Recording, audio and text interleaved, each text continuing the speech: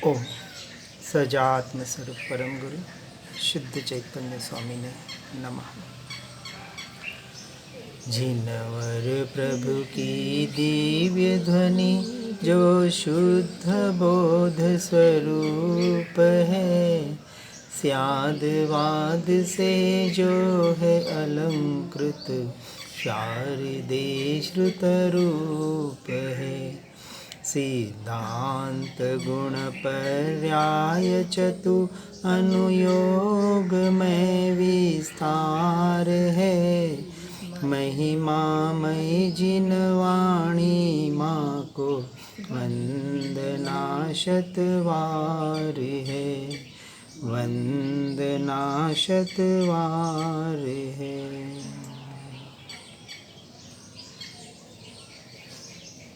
श्री नियमसार जी श्रीमद् भगवत आचार्य कुंद कुंद देव द्वारा विरचित जो सम्यक चारित्र का विषय है, उसे हम समझने का प्रयास कर रहे हैं। 9वां अधिकार परम समाधि अधिकार को हमने समझने का प्रयास किया कि जिसमें वास्तविक निश्चय की अपेक्षा से यानी मोक्ष की अपेक्षा से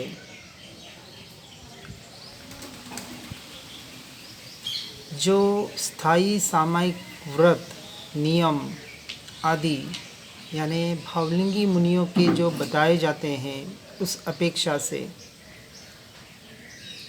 जो बात बताई गई,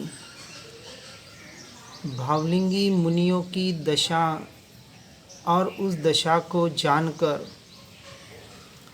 जब मैं भावलिंगी मुनि बनूंगा तब मुझे भी ऐसी ही दशा प्राप्त हो, इसके लिए हम समझने का प्रयास कर रहे हैं। और ऐसे दशा वालों को ही मुनि पंच परमेष्टि में स्वीकार करना, अन्यथा गृहित मिथ्यात्व का पोषण हो सकता है।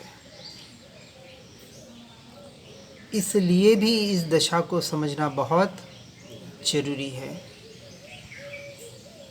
अब 10वां अधिकार निश्चय भक्ति अधिकार यहाँ बताने का प्रयास किया जा रहा है। गाथा 134। जो श्रावक अथवा श्रमण यानी चौथे पांचवें गुणस्थानवर्ती श्रावक, चौथा अविरत सम्यक दृष्टि और पांचवें गुणस्थानक में देशवीरती सम्यक दृष्टि और छठे में सर्ववीरती श्रमण, सम्यक दर्शन, सम्यक ज्ञान और सम्यक चारित्र की भक्ति करता है, उसे निवृत्ति भक्ति यानी निर्वाण की भक्ति है, ऐसा जिन्होंने कहा है। भक्ति से पराभक्ति का मार्ग एक होती है सहज यानी प्रारंभिक भक्ति, कि जिस भक्ति के द्वारा कुछ छोटी मोटी क्रियाओं के द्वारा जीव धर्म से जुड़ता है, परंतु जब तक धर्म के नाम पर स्व से नहीं जुड़ता है तब तक वास्तविक परमार्थ धर्म की शुरुआत नहीं होती। मत संप्रदायों के आधार पर बाहर के धर्म तो अनंत वार कर लिए, फिर भी सत्य धर्म को नहीं समझने की वजह से जो सम्यक दृष्टिपना प्रकट होना चाहिए था और बिना सम्यक दृष्टि यानी आत्मा का निर्णय हुए बगैर स्व संवेदन प्रत्यक्ष आत्मा की अनुभूति यानी सम्यक श्रद्धान हुए बगैर वह श्रावक भी नहीं कहलाता। और बिना सम्यक दृष्टि के लिए गए व्रत जप तप बाहर की क्रियाएं पुण्य बंध का तो कारण बनती है, परंतु मोक्ष का कारण यानी संवर और निर्जरा का कारण नहीं बनती। इस बात को विशेष यहाँ समझने का प्रयास करना है। अब टीका में कह रहे हैं कि रत्नत्रय के स्वरूप का कथन है। चतुर्गति संसार में परिभ्रमण के कारणभूत तीव्र मिथ्यात्व कर्म की प्रकृति से अनादि काल से यह जीव देव, नारकी, तिर्यंच और मनुष्य रूपी चारों गतियों में और द्रव्य, क्षेत्र, काल, भाव और भव की अपेक्षा से इस पुद्गल के पंच परावर्तन रूप परिभ्रमण में कारणभूत तीव्र मिथ्यात्व कर्म की प्रकृति अपेक्षा से जो 7 प्रकृतियां बताई, अनंतानुबंधी कषाय की 4 प्रकृति, क्रोध, मान, माया, लोभ, और मिथ्यात्व मोहनीय, मिश्र मोहनीय और सम्यक्त्व मोहनीय, ये 3 प्रकृतियां। तो उस मिथ्यात्व कर्म की प्रकृति से प्रतिपक्ष यानी विरुद्ध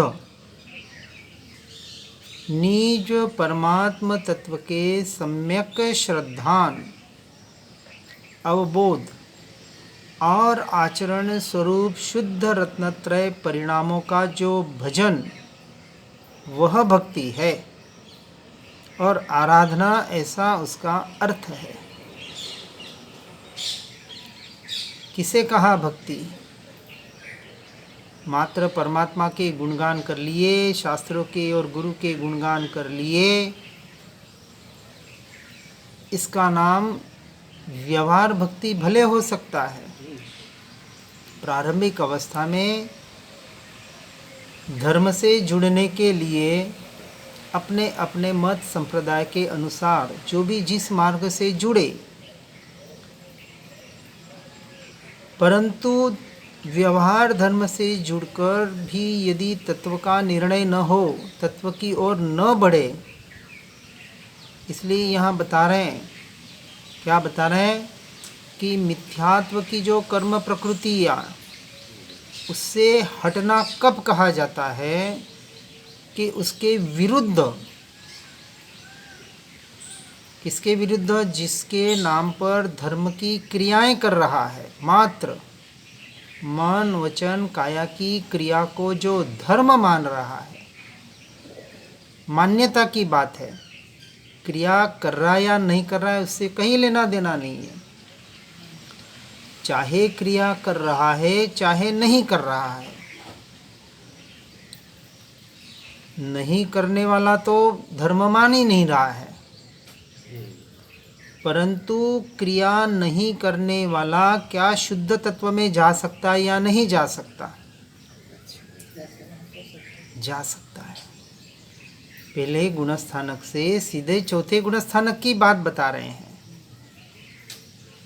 मिथ्यात्वी जब अपने परिणामों को सुधारता है और सम्यक दर्शन पर्याय में उसके प्रकट होता है, यानी अपनी आत्मा का, स्वरूप का, स्वभाव का टंकोत्कीर्ण श्रद्धान,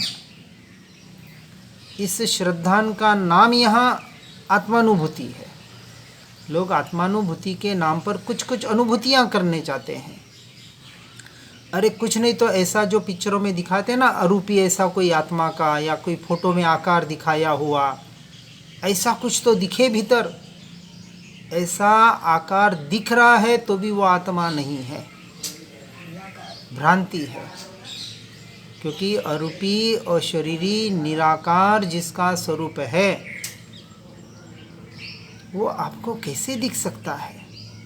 जो असंख्य प्रदेशी अनंत गुणात्मक है, और ऐसे अनंत गुण और असंख्य प्रदेश जो केवल ज्ञान का विषय है, हाँ, हमारा नहीं है। इसलिए अपेक्षा से विचार पूर्वक पर्याय की में जो श्रद्धान प्रकट होता है, कि जब पर्याय कहती है कि ये जो जानने वाला ज्ञान स्वभाव यही मैं, उस परिपूर्ण ध्रुव तत्व पर जब ज्ञायक भाव में वो लीन होता है, उस समय पर्याय में आत्मा प्रकट हुआ ऐसा कहा जाता है। न द्रव्य पर्याय में आता है न पर्याय, सब अपनी अपनी जगह रहकर अपना अपनी कार्य अपनी अपनी क्रिया कर रहे हैं। हर के परिणमन स्वतंत्र है।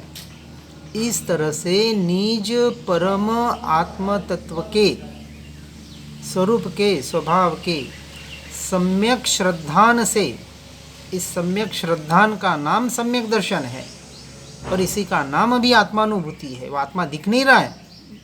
कोई कहता है आनंद का सागर लहलहाता है, उसको वो आनंद का सागर को देखना चाहता है। संपूर्ण निराकुल दशा और एकमात्र ज्ञान स्वभाव में उपयोग का ठहरना, यही मैं, वो मैं कहते ही वो मैं भी छूट गया, वो विकल्प विचार भी छूट गया और अपने अस्तित्व का, अपने होनेपने का जहाँ मात्र स्वीकार भाव है, होनापना है, उसमें बेहोशी नहीं है, पर कुछ भी जानने में नहीं आता है, शरीर का भान ही नहीं रहा, ऐसा कुछ भी नहीं है। बहुत जने बैठते हैं कि हम एक एक घंटा बैठे, पता ही नहीं था शरीर है या नहीं है। अरे 48 मिनट में केवल ज्ञान होता है और तू कहता है 1 घंटा 2 घंटा पता ही नहीं पड़ा। ये तो बेहोशी की अवस्था है। ध्यान करने वाले बैठते हैं। इसलिए निज परम आत्म तत्व के सम्यक यानी यथार्थ श्रद्धान, टंकोत्कीर्ण श्रद्धान की ये मैं हूँ और मैं अन्यथा कुछ भी नहीं हूँ। अभी जो बेंसरी का बात सुनी ना सम्यक दर्शन की, मैं हूँ और मेरे अलावा और कुछ भी नहीं है, ये उसमें समाहित हो गया। और ऐसे परम आत्म तत्व के श्रद्धान और अवबोध आचरण स्वरूप, अब उसका वहाँ बोध कहाँ है, उसका उपयोग कहाँ है? अपने आचरण स्वरूप ऐसे शुद्ध रत्नत्रय परिणामों में, उन परिणामों का जो भजन, वहाँ गीत नहीं गा रहा है रत्नत्रय के, क्या कह रहे हैं? श्रद्धान करके जब अपनी आत्मा में लीन होने का जो पुरुषार्थ अभी लीन हुआ नहीं है, तो निरंतर भजन, कौन सा भजन? ये निरंतर रटन कि ये जो जानने में आ रहा है ये ज्ञान स्वभाव, ये ज्ञान स्वभाव यही मैं, तो त्रिकाली ध्रुव तत्व की ओर निरंतर जो उपयोग ले जाने का प्रयास, इसको यहाँ भजन कहा है। कोई गीत नहीं गा रहा है भजन के नाम पर, नहीं तो भजन एक ही समझ रहे हैं कि भजन गा लो वही भक्ति है।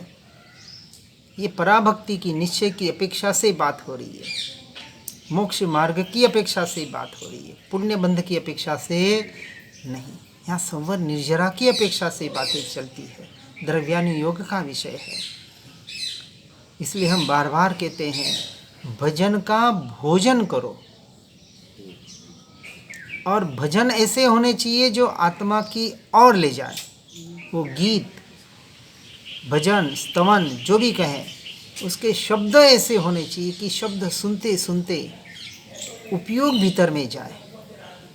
आजकल फिल्मों के आधार पर बहुत सी भक्तियाँ चल रही है, बहुत सी क्या करीबन। बहुत जने कहते हैं हमें तो गाने याद आते हैं। वो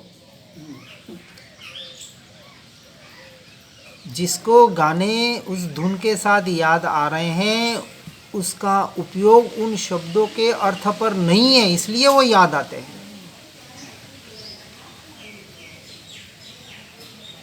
यदि शब्दों पर उपयोग रखें और शब्दों के अर्थ को पहचानें और अर्थ के साथ यदि भावों को जोड़ें, तो उसका उपयोग उस गानों के, वो जो जिस गाने के आधार पर धुने वहाँ क्यों जाए, कैसे जाए, जा रही है, इसका मतलब वो कहीं बराबर शब्दों को भाव भाषण नहीं कर पा रहा है।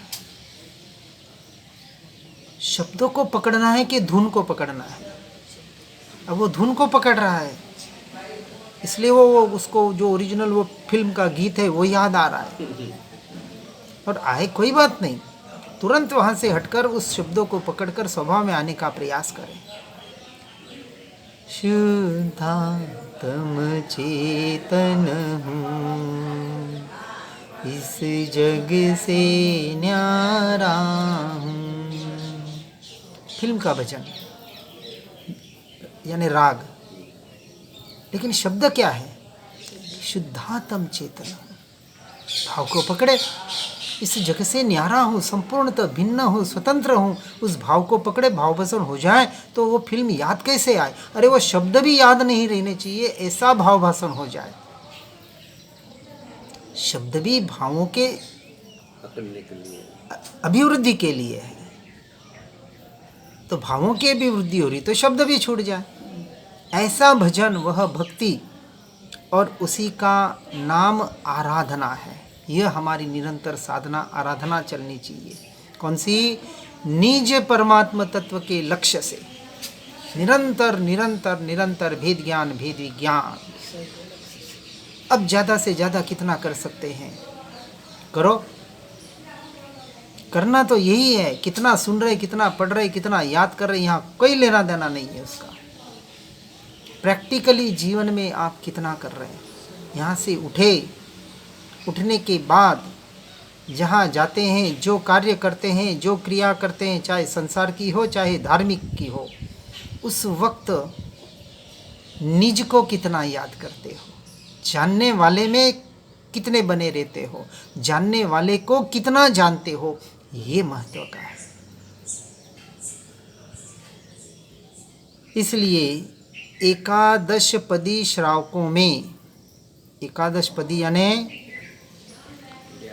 11 प्रतिमा के धारक श्रावक, जिनके 11 पद यानी गुणानुसार भूमिकाएं हैं, ऐसे श्रावकों के 11 प्रतिमाएं 5वें गुणस्थानक में वीरति की अपेक्षा से, व्यवहार की अपेक्षा से बताई गई है। पहली दर्शन प्रतिमा, दूसरी व्रत प्रतिमा जो 12 व्रत कहते हैं, तीसरी सामायिक प्रतिमा, चौथी पौषोधोपवास प्रतिमा, 5वीं सचित्त त्याग, 6ठा रात्रि भोजन त्याग, 7वां ब्रह्मचर्य, 8वां आरंभ समारंभ त्याग, 9वां परिग्रह त्याग, 10वां अनुमति त्याग और 11वां उद्दिष्ट आहार त्याग। इसको विशेष शास्त्रों से जान लेना। इसके ऊपर सत्संग वगैरह बहुत शास्त्रों में सारा विस्तार से लिखा गया है। और 10वां बताए अनुमति त्याग। अनुमति यानी किसी को अनुमति देना। यहाँ व्यवहार और निश्चय की अपेक्षा से दोनों से समझने का प्रयास करना है। और इसके ऊपर फूलचंद जी शास्त्री मैंने जो सुने उमराड़ा वाले, उनके पूरे 12-13 सत्संग इसके ऊपर है। औरों के भी होंगे। यानी संसार में कुछ अनुमति देना वो तो पाप का बंध है। व्यापार के बारे में, व्यवहार के बारे में, घर संसार के बारे में, शादी विवाह के बारे में, बच्चों को पोतों को किसी प्रकार की अनुमति कि ऐसा करो ऐसा मत करो, अभिप्राय अपना अभिप्राय। परंतु यहाँ तो इतना कहा कि 10वीं प्रतिमा में आपको मंदिर बनाना है, उपाश्रय बनाना है, वगैरह बनाना है, इसकी अनुमति, उसका भी वहाँ त्याग होता है। 10वीं प्रतिमा में साधुओं की बात नहीं, श्रावकों की चल रही है। तब जाके वो वन विहारी साधु बन सकता है। जो साधुपना ग्रहण करके इन बाहर के कार्यों में लग रहे हैं, उनको इस बात को समझने का प्रयास करना है। और वो करे न करे, हमें समझना है कि ऐसों को साधु माने या न माने। इसमें 6वें पद तक यानी 6वीं प्रतिमा, कौन सी? रात्रि भोजन त्याग प्रतिमा तक वह जघन्य श्रावक है, निम्न कोटि का। 9वें पद तक यानी 7वें, 8वां और 9वां वह मध्यम श्रावक, और 10वें तथा 11वें पद का उत्तम श्रावक है। यानी एलक और शुल्लक, 2 वस्त्रधारी और 1 लंगोटीधारी एलक, इनको भी श्रावक में लिया। यह सब पद सम्यक्त्व पूर्वक, ये 11 प्रतिमा के पहले सम्यक दृष्टि होती है 4थे गुणस्थानक में। अविरत सम्यक दृष्टि, वहाँ से श्रावक हो गया वो स्वरूपाचरण चारित्र। इस अपेक्षा से यह सब पद सम्यक्त्व पूर्वक हठ रहित सहज दशा के हैं। वहाँ हट नहीं है क्रियाओं का कि ऐसा ही होना चाहिए, पूरा पालन करेगा, वहाँ दोष जहाँ तक बने नहीं लगाएगा। परंतु उद्देश्य क्या है, लक्ष्य क्या है? लक्ष्य आत्मरमणता का है। उन क्रिया का पालन यह लक्ष्य नहीं है। आत्मरमणता के आधार पर कोई क्रिया छूट भी जाए तो वहाँ उसे खेद नहीं होता है कि अरे रे रे आज ये क्रिया छूट गई। इस बात को यहाँ बराबर समझना है। इस प्रकार से श्रावकों में जो जघन्य 6, मध्यम 3 और उत्तम 2 ऐसे 11 पद यानी 11 प्रतिमा, यह सब शुद्ध रत्नत्रय की भक्ति करते हैं। यानी कहा सद्देव सद्गुरु सतशास्त्र का सद्धर्म का श्रद्धान किसको होता है? सम्यक दृष्टि को ही होता है। उसके पहले का श्रद्धान निश्चय की अपेक्षा से परमार्थ नहीं है, व्यवहाराभास है। और ऐसे रत्नत्रय की जो भक्ति करता है तथा भव भय भीरु परम निष्कर्म्य वृत्ति वाले यानी परम निष्कर्म परिणति वाले परम तपोधन भी यानी मुनिराज श्रमण शुद्ध रत्नत्रय की भक्ति करते हैं। किसकी भक्ति कर रहे हैं? क्या बता रहे? भावलिंगी मुनि की बात पढ़ रहा हूं मैं, मेरी नहीं है। शुद्ध रत्नत्रय की भक्ति करते हैं। कौन सा रत्नत्रय? सम्यक दर्शन, सम्यक ज्ञान और सम्यक चारित्र। सम्यक दर्शन, सम्यक ज्ञान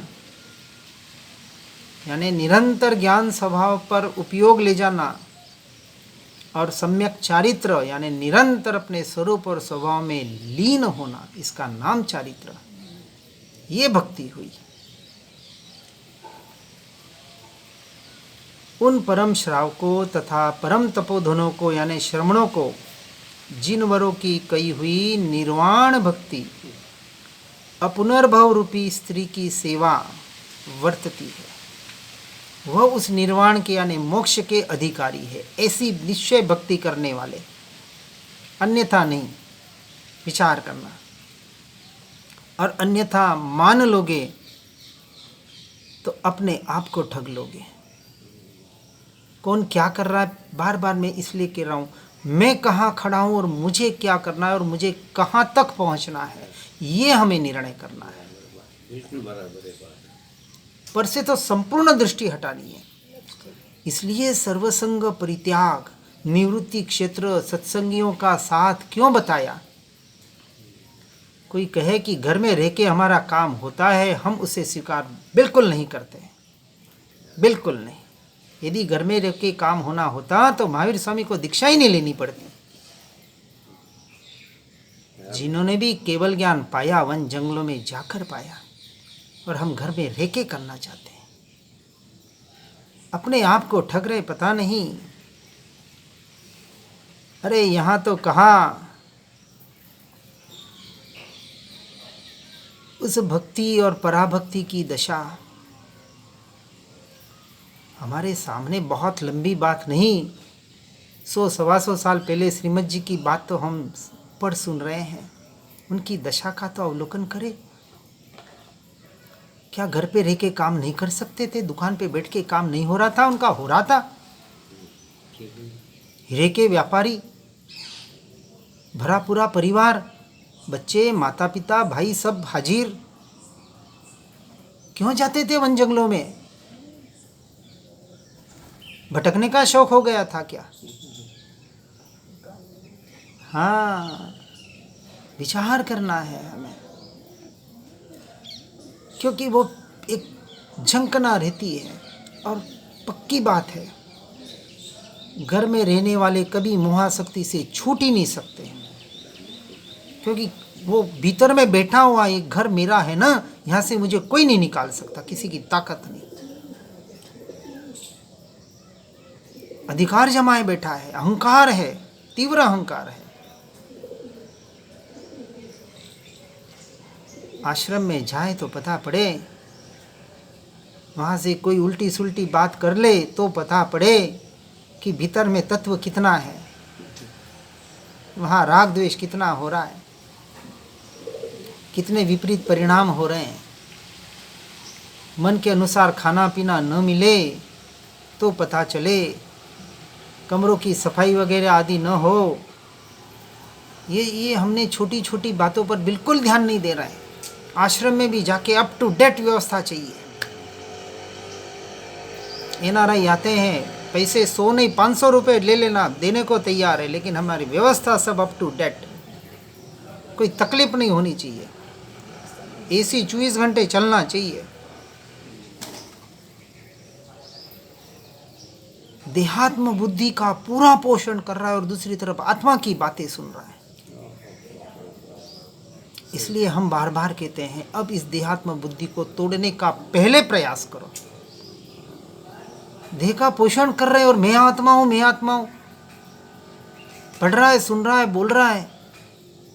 आत्मा खाता पीता नहीं, कुछ करता नहीं और इसी में बैठ के मजा लेता है। बिल्कुल सही है, बिल्कुल सही। आश्रमों की व्यवस्था आज देखें, अरे आश्रम नहीं, वो क्या कहते 5 स्टार होटल होने लग गए हैं। चलो जो भी है, हमारा विषय नहीं है। यहाँ तो कह रहे हैं, इसलिए कहने का प्रयास किया जा रहा है कि जितनी प्रतिकूलता ला सको उतनी लाओ, खींच कर। सुविधा मिलती हो उन सुविधा को उड़ा दो, नहीं चाहिए हमें ये सुविधा। हमें असुविधा कितनी दे सकते हो उतनी दो। इसलिए जितना व्यवहार की अपेक्षा से यहाँ त्याग का महत्व बताया। त्याग वैराग्य न चित्तमा थाय न तेने ज्ञान, अटके त्याग विरागमा तो भूले नीच पान। त्याग वैराग्य, यहाँ व्यवहार की बात की है। भीतर का, लोग कहते भीतर का त्याग, अरे भीतर का पहले बाहर का होता है कि नहीं? भीतर वाले को कषायों का त्याग करना यही वास्तविक त्याग है, और वो भी त्याग नहीं है। कर सकते हो क्या? त्यागोपादान शून्यता शक्ति वाला आत्मा किसका त्याग करे और किसका ग्रहण करे? तो पर वस्तु का तो त्याग नहीं कर सकता, लेकिन अपनी पर्याय का भी त्याग करने की ताकत है क्या? पर्याय की अपेक्षा से उत्पाद व्यय हो रही है। कषाय अपने आप आ रहे जा रहे, इससे मुझे क्या? मैं तो अपने में हूं ना, तो भैया अपने में रह जा, अपनी ओर आ जा। किसका त्याग करे? कुछ करना धरना नहीं और अपने में रहना, ये इतना ही धर्म है। वो ही नहीं हो पा रहा है। जो जीव भवभय के हरने वाले इस सम्यक्त्व की, ऐसे सम्यक्त्व की, ये संकित की बात, शुद्ध ज्ञान की और चारित्र की, आत्मरमणता रूप चारित्र की भव छेदक अतुल भक्ति निरंतर करता है। निरंतर, क्षण क्षण, ज़्यादा से ज़्यादा, ये निरंतर भक्ति, भेद ज्ञान भेद विज्ञान का अभ्यास ही सच्ची भक्ति है। इसके अलावा इस मार्ग में आगे जीव नहीं बढ़ सकता। सम्यक दर्शन हुआ नहीं हुआ, कब होगा, क्यों अटक रहा है भैया? तो समझ ले सम्यक दर्शन हो गया, अब क्या करना? उसकी माला गिनना, चुपचाप बैठ जाना, संसार चलाना। अरे आगे तो बढ़, तो 5वां गुण स्थानक प्रतिमा धारण कर ले। और कोई जरूरी नहीं नियम लेना, पालन कर सकता है बिना नियम के भी। हम करने का प्रयास कर रहे हैं, कोई जरूरी नहीं। अभी ठीक है, नियम पूरे नहीं पाले जा सकते, टूटने का भय है, पालन तो कर सकता है। देहात्म बुद्धि छोड़ने का प्रयास तो कर, परिश्रम को सहन तो कर। कर्तृत्व बुद्धि से नहीं, भेद ज्ञान के लिए। अच्छा। जब प्रतिकूलता होती है, एक तो नेचुरल होती है, हमने उसे आर्टिफिशियल बना दिया। जैसा है वैसा जीवन जिए ना। गर्मी है तो गर्मी, लाइट पंखे का वापर बंद कर दें और फिर भेद ज्ञान करें। नहाना धोना बंद कर दे, 8 दिन पोजीशन के चलते हैं, क्यों आराम समारंभ में लगे हैं? कितना टाइम वेस्ट हो रहा है। जहाँ 10 मिनट में एक छोटा कपड़ा गीला ले लिया, शरीर पे घुमा दिया, कितना पोषण करेंगे? आधा आधा घंटा, एक एक घंटा सजना संवरने में लगता है। और कोई पर्यूषण 8 दिन के लिए और चौमासा 2 महीने के लिए धर्म करने का नहीं होता है। 8 दिन का यदि अभ्यास हो जाए, बिना नहाए धोए कपड़े धोए,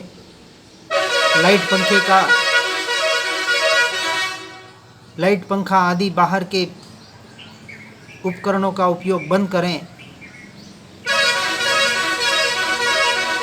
बहुत जने वो 64 परिप्रोषद करते हैं 8-8 दिन।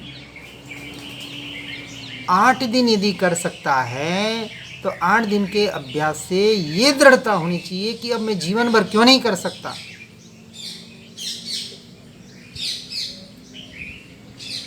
लेकिन आदत पड़ी हुई है, कपड़े मेले हो ना न हो 2 दिन में तो धोने हैं हमको। 2 दिन से ज़्यादा थोड़ी पहने जा सकते हैं। व्यवहार में आ गए हैं हम थोड़ा, पर जरूरी है देहाध्यास छोड़ने के लिए ये जो बता रहा हूँ। बात तो बराबर आपकी।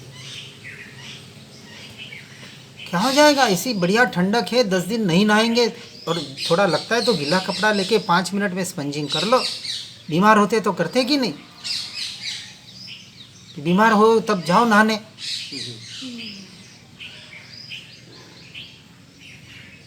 आठ दिन का अभ्यास ये प्रयोगशाला है, और प्रयोगशाला परमानेंट करने के लिए होती है।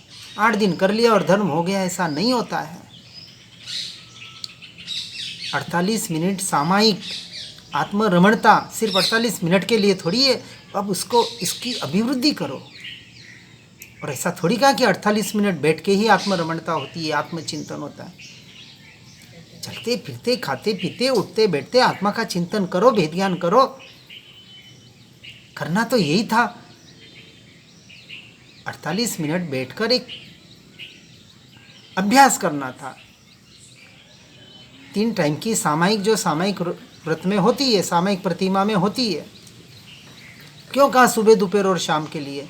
कि सुबह सामायिक का अर्थ कुछ पाठ करने का नाम नहीं। सामायिक का अर्थ आत्मचिंतन, तत्व रमणता, समय में आना, इसका नाम सामायिक। करेमी बनते लेके बैठ गए और नौकारवाली गिन ली, कुछ पाठ कर लिया, कुछ याद कर लिया, नहीं, कुछ नहीं उसमें। शुद्ध सामायिक, समय में आना, अपनी आत्म रमणता, तत्व का चिंतन, सिर्फ चिंतन चले उसमें। ठीक है, हम नहीं कहते कि 48 मिनट चिंतन चलेगा, मन भटकेगा। भेद ध्यान करते रहें, स्वरूप में आते रहें, आंखें बंद करके बैठ जाएं और चिंतन चालू करें। जितना चिंतन, जितना पढ़ा है, सुना है, और कुछ नहीं तो एक शब्द को पकड़ ले, कोई बात नहीं, ये ज्ञान जानने में आ रहा है, ये ज्ञान जानने में आ रहा है, ये ज्ञान को ही जान रहा हूँ, मैं ज्ञायक मात्र हूँ। आपको जो भी जैसा अच्छा लगे उसका रटन करें और उपयोग के साथ, भाव भाषण के साथ अपने अस्तित्व का स्वीकार करने का पुरुषार्थ करें। 5 मिनट चला, फिर भले 10 मिनट मन भटक गया। जैसे ही भटका, मन भटका, मैं नहीं भटका, मैं तो जानने वाला, जानते हुए ज्ञान स्वभाव को जानने वाला, ये ज्ञायक भाव, यही मैं, करो रटन उसका। 5 मिनट किया, फिर भटका, फिर आए, फिर गए। शुभ भाव और शुद्ध भाव में भावलिंगी मुनि 6ठे 7वें में झोले खा रहे हैं। हम शुभ शुद्ध और शुद्ध में तो झोले खा सकते कि नहीं? ये अभ्यास करें। लेकिन कहीं ना कहीं हम क्रियाओं में इतने उलझ गए हैं, इसलिए हम तो कहते हैं सम्यक दर्शन हुआ नहीं हुआ छोड़ दो बात को। भेद ज्ञान, भेद विज्ञान का निरंतर अभ्यास करो, और साथ में जितने परिश्रम हो सहन कर सकते हो करो भेद ज्ञान के लिए। वो बात तब दोहराते रहते हो।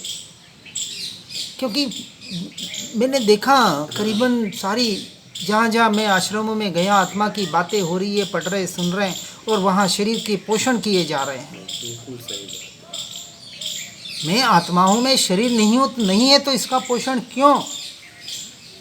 बहुत बड़ा प्रश्न मेरे मन में आता है। और मैं इसलिए मेरे जीवन में मैंने जो अपनाया, और इसका मुझे पहले जो व्यवहार किया था, पोषण आदि जो किए थे, उसका मुझे यहाँ बहुत बड़ा फायदा हुआ। अपनी अपनी योग्यता, अपनी अपनी मान्यता। इसलिए यहाँ कह रहे हैं कि जो सम्यक्त्व की, शुद्ध ज्ञान की और चारित्र की भवछेदक अतुल भक्ति जो निरंतर करता है, ऐसी भक्ति व्यवहार निश्चय वाली। व्यवहार किसका? देहात्म बुद्धि छोड़ने रूप व्यवहार, भेद ज्ञान सहित। अब वो आतापना भी ले ले, शरीर को कष्ट दे दे, लेकिन उसमें अंश मात्र भी धर्म न माने। लोच आदि कर रहा है, शरीर को कष्ट दे रहा है, कुछ भी कर रहा है, यदि इसको अधर्म मानेंगे, कहेंगे कि भूमिका के अनुसार, तो हमने तो श्रीमद जी को भी देखा है, पढ़ा है कि नहीं? देखा है का मतलब जो उनके चारित्र का वर्णन आता है। कोई मालिश वाला आया था और मालिश किया और शरीर लाल लाल हो गया, बोल सकते थे भैया इसकी मुझे एलर्जी है, लेकिन उन्होंने कहा कर भैया, ये कर्म आ रहा है और जा रहा है, हमें तो उसमें आनंद आ रहा है अपने स्वरूप में रहने का। यहाँ भेद ज्ञान हो रहा है। ये लाल हुआ, जलन हो रही है, वो मैं नहीं, मैं कभी जलता नहीं और मैं कभी लाल होता नहीं। ये भेद ज्ञान चलाओ।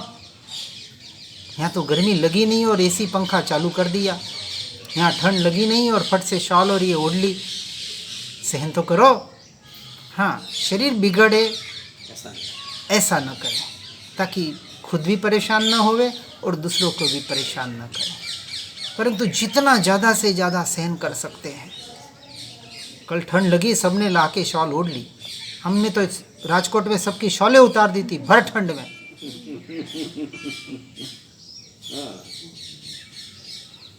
और इसने सबसे पहले उतार कर जो दरवाज़ा था जहाँ से हवा आ रही थी, कहा वो दरवाज़ा खोलो, हवा आने दो, ये पहले सहन करेगा।